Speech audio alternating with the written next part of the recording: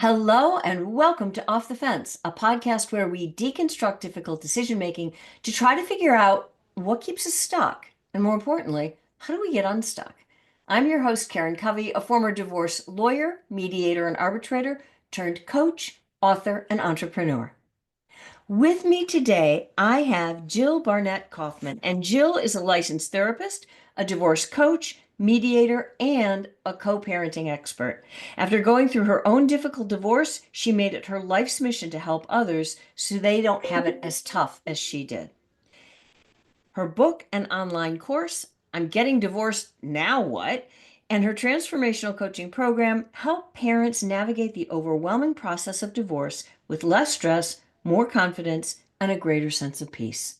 Jill, welcome to the show. Thank you so much for having me, Karen.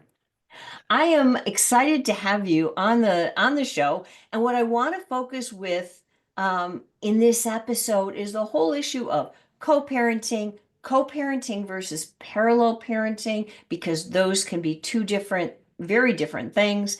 But before we start talking about that, can you share a little bit of your background with the listeners? What brought you to where you are today doing the work you do?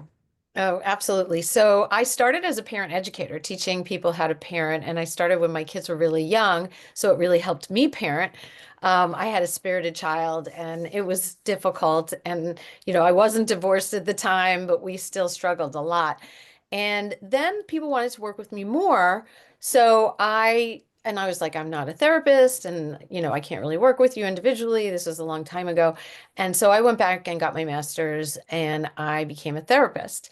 And I really loved it. But, I did a lot of different things. Like I did marriage counseling, I did family counseling, I did children, I did a whole bunch of different things. And then I went through my own divorce and I was like, I need to help people not do what I did because I did everything wrong.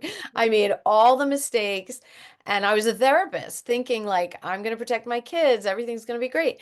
But it was really a mess. And this was in 2012, 2013. And, there weren't a lot of divorce coaches at that time. Yeah. So I didn't even know about divorce coaches. I just hired an attorney and listened to her, and it was a mess. And my ex was like, well, you got an attorney. I have to get an attorney. Then they start talking to each other. It was so much money we spent. And I ended up settling my divorce myself because I knew my ex and I knew what he wanted. And I figured out what to give him so I could get what I want. And that's what I help other people do. I know your soon to be ex better than anybody else. And so what they're going to do and what they're not going to do, even if you don't realize it. When you think really hard, you figure that out. And that's the key to getting through this. That is absolutely beautiful. And I think we can stop recording right here because if people heard nothing other than that, that would be a huge value for people to hear and understand and really get that you were able to settle your own divorce. I'm sure it wasn't easy. I'm sure it wasn't a fun conversation to have, but because you knew your spouse slash ex so well, you were able to know, okay, what does he want? What do I want? How can we craft a settlement agreement that we can both feel okay enough to agree to, right? Exactly. And you have to take emotions out of it. And I think a lot of people get to that point after they've spent a lot of money on attorneys and they've gone through all this stuff, which is what I did, gone through mediation. And, if you can get someone to help you take all your emotion out and really think through this in a logical, rational way, then you can do so much better. Yeah, I mean, it's all about I mean, divorce is really emotional, but it's about strategy. You've got to have a plan walking in the door, no matter how you're going to resolve your divorce, whether it's mediation, sitting down with your spouse, going to court, whatever it is. If you don't have a plan, you're just not going to do so well. And you're going to your point, spend a whole lot of money on lawyers and court system and fighting that you could have put to your kids' college education. Exactly, exactly. And people don't realize that, when they're first starting. And so it's really important for all of us to kind of educate people and help people along the way. Yeah. And another thing that a lot of people don't realize, especially if you've gone through a divorce and it wasn't easy and it was pretty ugly and you've got a lot of emotion still at the end of divorce because emotions, you just don't turn off the faucet. Oh, I'm divorced. Okay, that's it, done. They keep going, right? And if you have kids together, they keep going while you're parenting. So let's talk about that. Maybe start with what is co-parenting? When does it work? And when doesn't it work so well? So co-parenting is ideally you and your ex talk about things, parent similarly, have similar rules, and work together for the good of the children. And everybody, that sounds great. Everybody wants to do that. But in reality, it's a lot harder to do, especially because you're getting divorced for a reason, right? You weren't able to either communicate or connect or understand each other, so there's going to be problems. You can't expect things all of a sudden to be perfect post divorce, so there's going to be issues.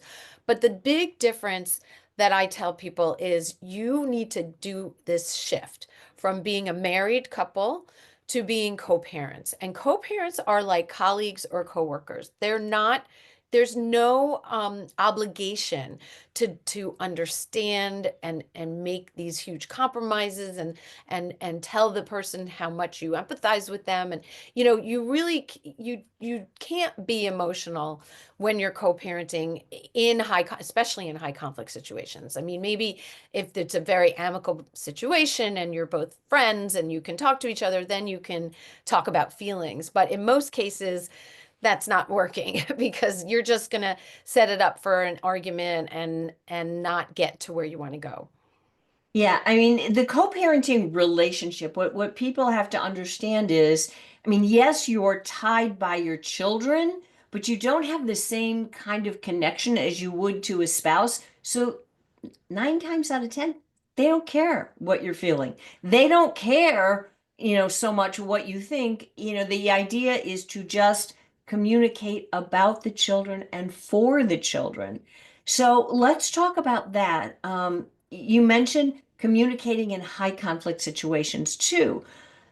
How is that different, or what should people be thinking about differently if they're in a high conflict relationship versus, an amicable one? So high conflict obviously is much more difficult. You're not agreeing on everything. You're fighting about things. You're not understanding each other and trying to come up with compromises. So high conflict is when you're dealing with someone who is a high conflict person or a narcissist or maybe has a mental health issue, or if there's something going on there that makes it into a more difficult situation, then you have to communicate differently. And it's so funny because I get my clients' emails. They send it to me for me to look over sometimes before they send it to their soon-to-be ex. And there's so many things in there that they don't even think is going to trigger the other person. They're like, this, I went to chat GPT and they helped me make it. And then I did this. And I'm like, no, no, no, no. You got to take all the I thinks out of it. You know what I mean? Like they don't care what you think. You need to just talk about the facts. Just say what you need to say without like, this is what I think is best for our children. You know what I mean? So you really have to take out the words that are going to be an opportunity for the other person to argue with you. And it's very hard to see that when you're in the middle of it, when you've been married to someone and when you're emotional. So it's so much easier for me. I couldn't do it for myself way back when. You need somebody who's objective to kind of guide you through that process of understanding how to not trigger the other person. Well, I know that I'm probably putting you on the spot a little bit here, but can you give me an example, like something that somebody might say in an email to their ex, not even realizing that, oh my goodness, I shouldn't have said this, or I shouldn't have said it this way. Because oftentimes you can communicate the information in a more neutral way than what you're used to, and you don't, like to your point, you don't see it, you don't get it. So can you give the listeners an example? Yes. So, I just had this with one of my clients that she needed some money up front before the divorce was finalized because um, the father, the spouse, had all the access to the money, and she had some, but it wasn't enough because she was moving out and getting, things for the new place. And so she said, um, you know, I've done, um, you know, I've worked these extra jobs so that I can earn money, so that I'll have extra money, but it's not enough. And I need to buy, I would think you would want me to be able to buy a couch and some beds for the kids.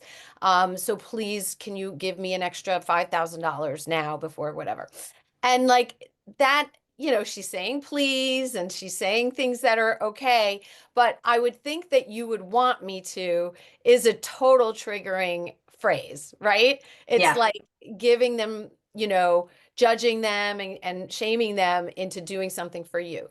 So I think, instead of that, you would want to say something like, this is what I need. How are we going to get me that money in the next 2 weeks?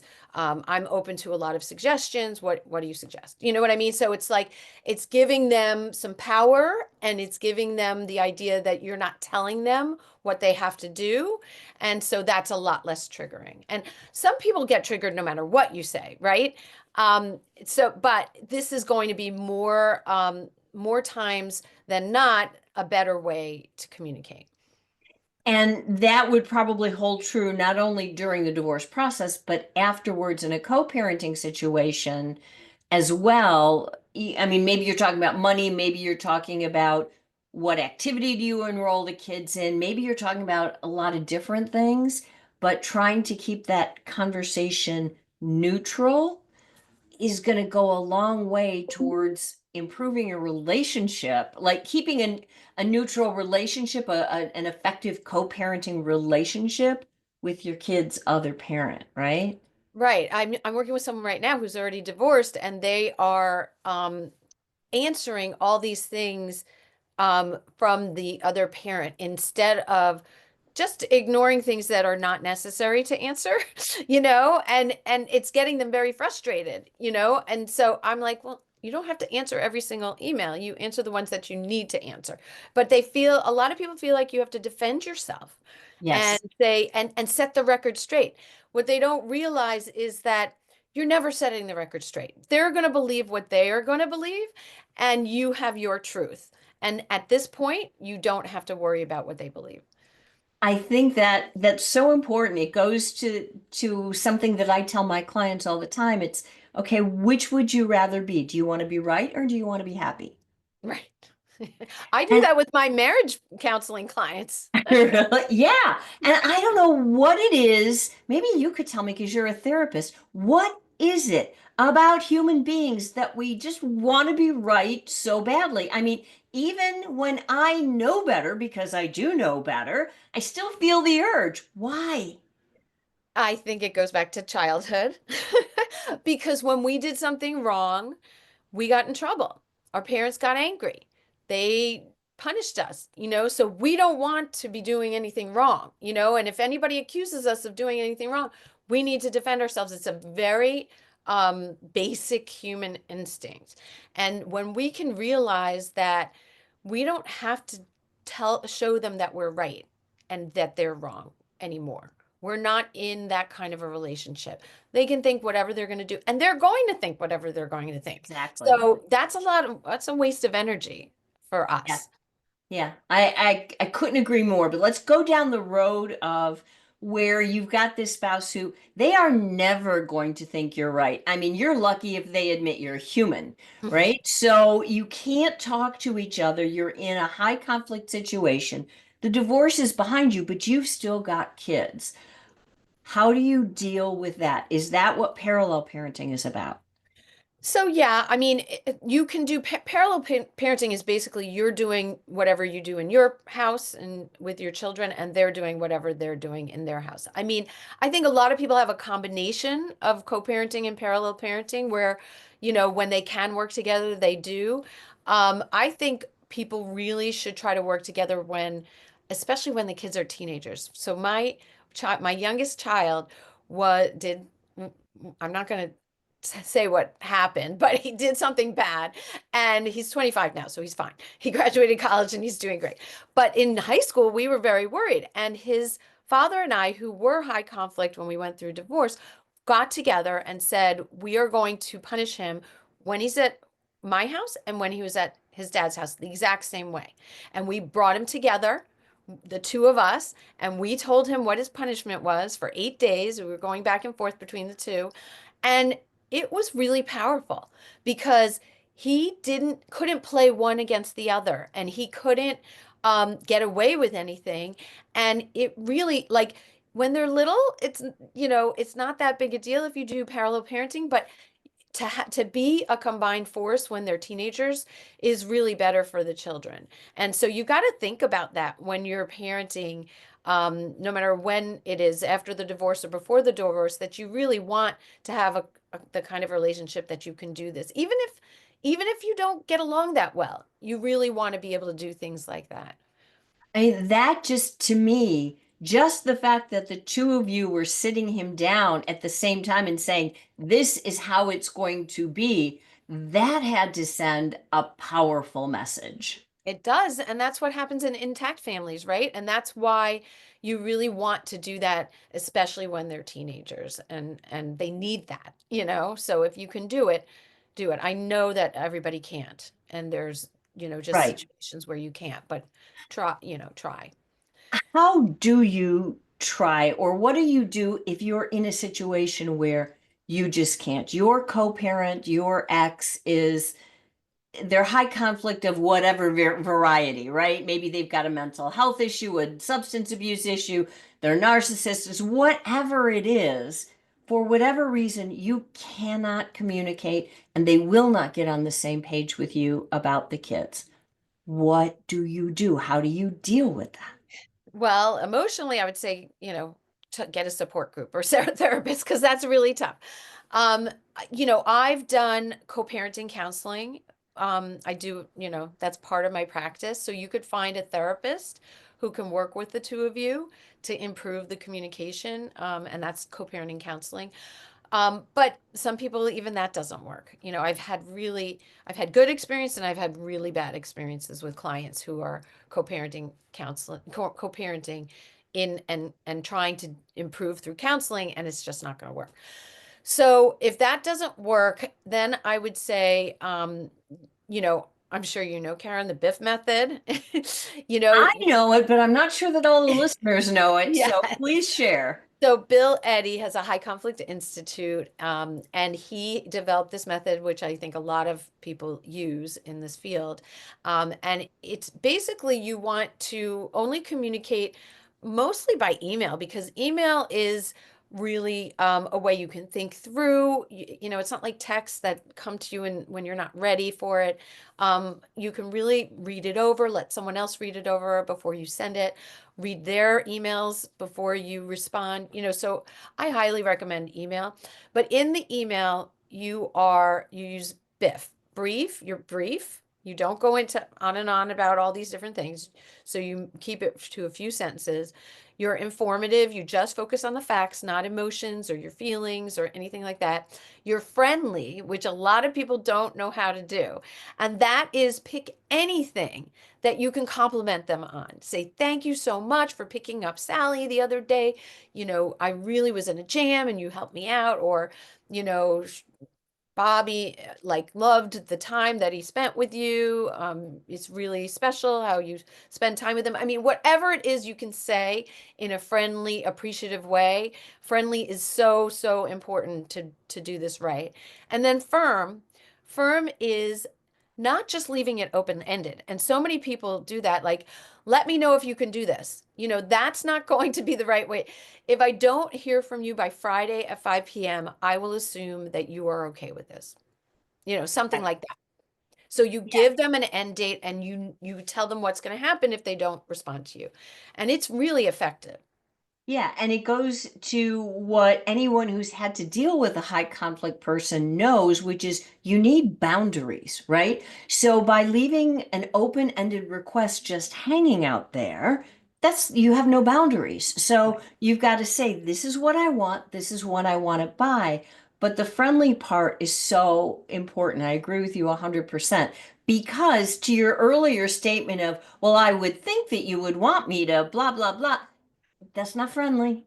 That is Right. not friendly. And you got it. So sometimes having someone like you who could just give something throw an eye on it and look at it and give a person some feedback would be helpful because I mean I know Bill Eddy. I've been to presentations that he's given and had dinner with him and all the things.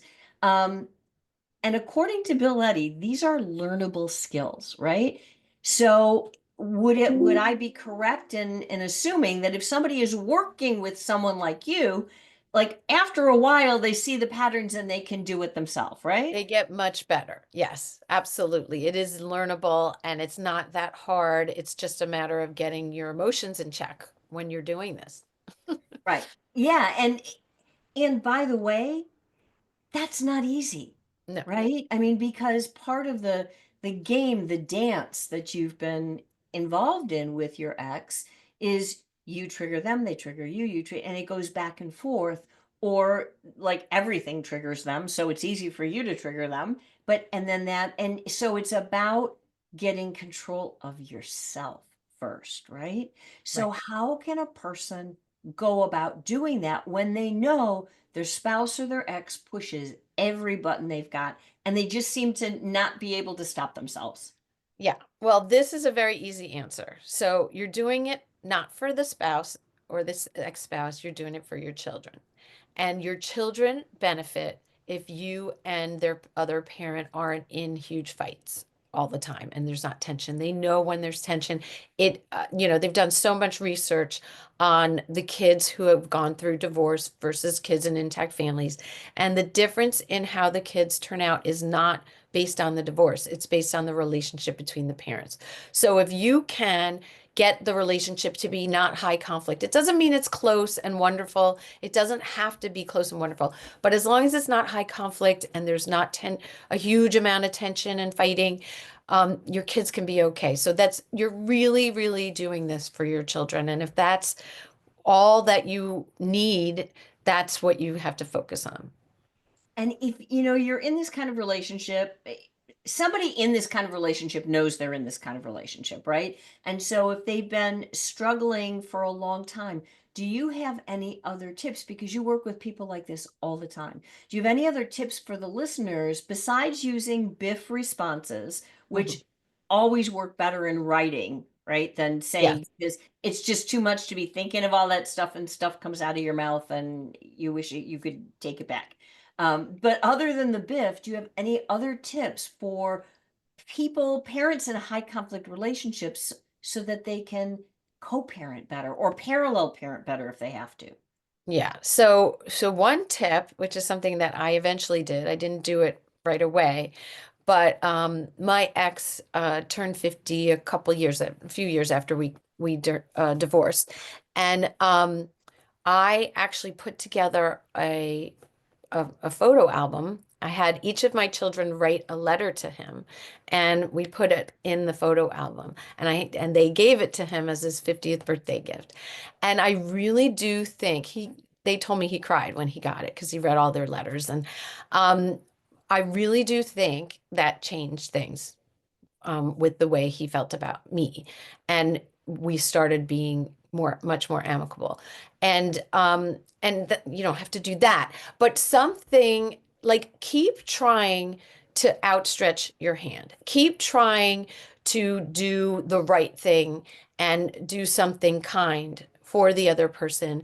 Um, not every day, but every once in a while, and see, maybe it's the thing that will change it to be a better relationship because, they have whatever it is that they are thinking that you did to them, just like you have what they've done to you.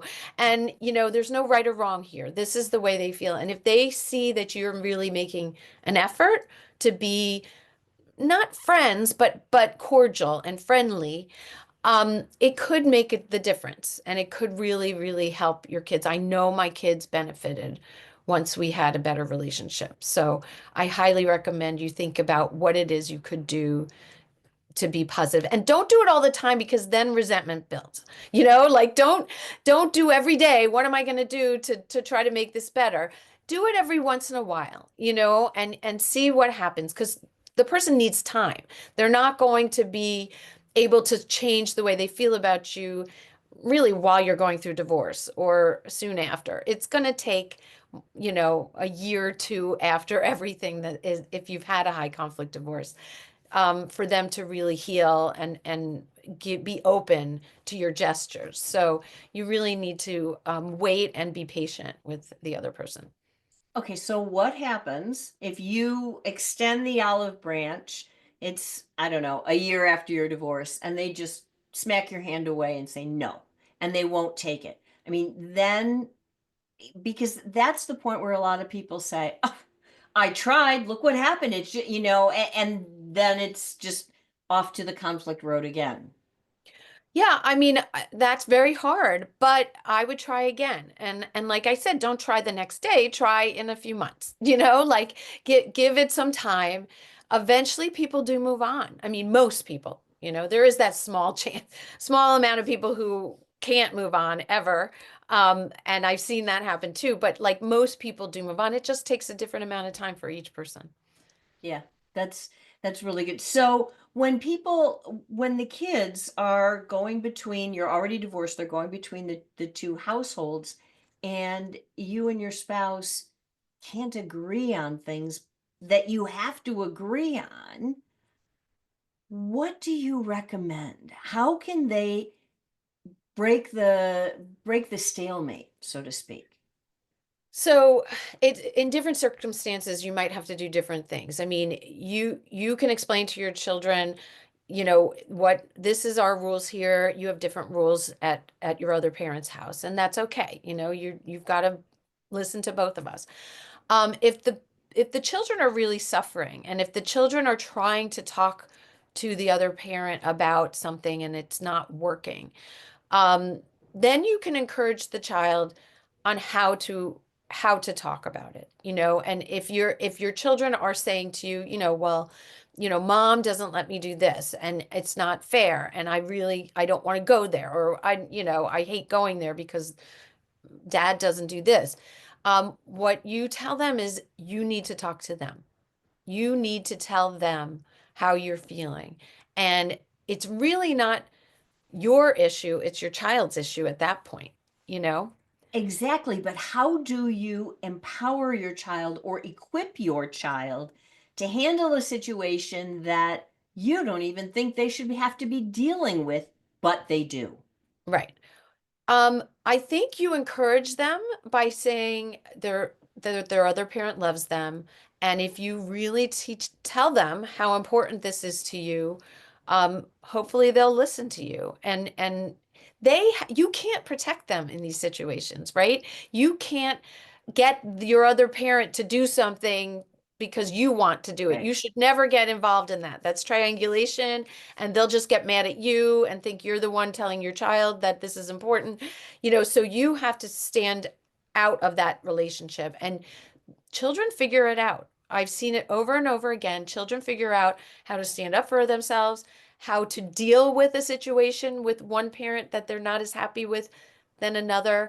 And they either spend more time with their friends, or they go to their room, or they figure it out. I know it's not ideal, but Hmm. but children are more resilient than we realize, and they learn how to handle it. Yeah. I mean, it's unfortunate, um, but I've seen it happen too. Going back to the communication though, what do you think about the co-parenting apps that are out there? There's a lot of them, like for example, Our Family Wizard, which is the one that gets recommended the most in my neck of the woods, has a tonometer. In other words, if you write that angry text, or you write the thing that doesn't sound so good, it'll light up and say, warning, warning, you might want to rephrase this, right? Do you think those are helpful for people? Definitely. I mean, the problem with our family wizard is you have to get both people to agree. There is a new app, and I know the creator, Best Interests app, and you only have one party has to agree. So what happens is you have a phone number that you give to your soon-to-be ex, and anything that comes in, a text or an email that is not appropriate, it rewrites it to an appropriate response. It cuts out all the emotional stuff, and you can see the original if you want to, but you don't see it automatically. So that's kind of a good app, I thought, because you don't have to get the other person's approval to do that. That's interesting. I'm gonna have to look into that one. I have not heard about that one, but I like that. I But know. but you are right. The problem with the apps is not only do both people have to agree to them, but they actually have to use them. Like Right. I've been involved in situations where one person just will not use the app. Yep. Doesn't matter what the court order says, the other person takes them back to court, and then you're spending tens of thousands of dollars fighting over, do you use the app or not? It seems ridiculous. Yeah. No, that's yeah. I've seen that too, where people don't use it even though they're court ordered, and it's not worth it to go back to court for that. And that's exactly the problem, that people don't realize is that the legal system can't solve all these problems Right. because there's no judge that's like on your shoulder or on your spouse's shoulder watching everything that happens. Yeah. And to go back to court costs a lot of money. Yeah. I have seen parent coordinators do a really good job of calling people on things. So that's a thing that you can use, but that's a really high conflict divorce where you're paying a lot of money for attorneys, and you really want you have to go every week to a parent coordinator who usually a retired judge who can really tell you, this is not okay, and call people on when they're not doing things. And I've seen that really work. But that is only necessary if like one of the parents aren't getting the kids or something like that. Yeah, parenting coordination. I've actually done a whole episode on that, and I'll link to that in the show notes because people tend to think about when they hear that parenting coordination is a thing, they think, "Oh, yes, that's the solution," and they glom onto it. But what they need to know is that it's for super high conflict people. You don't want to have or have to have a parenting coordination coordinator because it's expensive and it puts like a whole other person into your family. If you need that, okay. But Right. hopefully it doesn't get to that point. Yeah. No, most people should not use that. You only use it in certain circumstances when it's really necessary. What else can parents do to help protect their children when the kids are stuck in this high conflict situation? So one of the big things I tell parents is to listen to your child. Be there when they want to talk about something. If they don't want to talk about it, respect that and just let them know I'm here for you if you ever do want to talk about it. But don't pile on when they complain about the other parent, when they tell you something about the other parent. So, for example, if they're like, I can't take it when mom does this, don't say, oh God, I know, isn't she awful? Like that is not what you want to do. Say, I can understand why you feel that way. You really need to talk to her about it. So you want to not get in the middle, not try to get them to take sides. And I see that happening all the time. And I get it. Like you want your kid to love you more than the other parent, like that's just Yep. what it's like natural that you want that, but it's not good for the child. The children are part each of you, and they really need to be allowed to love the other parent. So the best thing you can do is to support the child's relationship with the other parent. Even if they were a terrible spouse, doesn't mean they're going to be a terrible parent. But what about the person, because I've seen this happen so often, where they were the primary parent, right? The primary caretaker for the children, and Yep. then the other spouse steps up and all of a sudden they're going to be parent of the year, and it just fries your shorts. Yeah. No, So I yeah. what do you do? I was kind of in that situation, and my ex got 50-50 custody. I mean, my oldest was 18, my middle one was 16, and my youngest was 12. So, they weren't babies, but he did step up. And my kids have a good relationship with him now, and that is better for them. And yeah, it kind of frustrated me that who was the one who did everything when it was really tough when they were young. That was me. But you know what? I mean, you just got to think of the children and what's best for them, and it's best for them to have a relationship with both parents. And they're not going to have a relationship with both parents if the other parent doesn't have time with them. So, I tell people all the time in the beginning when you have to give up that 50-50 custody and you don't see your kids and they're not in your house and it's so hard. But then after a little while, you kind of look forward to that time to yourself. And if you put things into your life that make you happy, you can really have a really nice balance of life and not be resentful that they're spending time with the other parent. And that's the best for everybody. Yeah, I say that to people too, and it's really hard. You've got to deal with your own emotional stuff about the situation, but many times it's sad that this is true, but the divorce helps the other parent be a better parent. And Yes. fundamentally, that's good for your kids. It sucks that it had to happen the way it did, but your kids really do get a benefit from it if you can like allow that to happen. Right. Right. Which is really hard. And I get it, but it's But all about you the did it. kids. Yeah, I did it. I know. It wasn't easy. I know, but it's possible. And that's the message for people. And I would think that if they're having trouble, if they're struggling to do it, working with a divorce coach or a therapist or somebody who can help them with co-parenting would be so valuable. It's so valuable. You don't have to go through this alone now. There's so many resources out there that can help you through this. So you understand this process, you have tools, so you have ways that you can protect your children and live an amazing post-divorce life. And I can't think of a better way to end this than with that sentiment. That is just, it's beautiful and it's so encouraging to hear that things don't have to be terrible forever and there are things you can do and you will get through the hard time. Yep, nobody's in their divorce forever. There's some people who are going for record, It but there feels are like few. forever. Yeah. But no, I have not heard of someone going through their divorce. So there is a post-divorce life and it can be really great. Right. So, Jill, thank you so much for being here, for sharing your wisdom. If people want to learn more, if they want to work with you, where can they find you? So my website is divorcecoachjill.com. And I have a free Facebook group for people going through divorce. And I have a lot of information in there. And it's called Separation and Divorce Support Community. Separation and Divorce Support Community.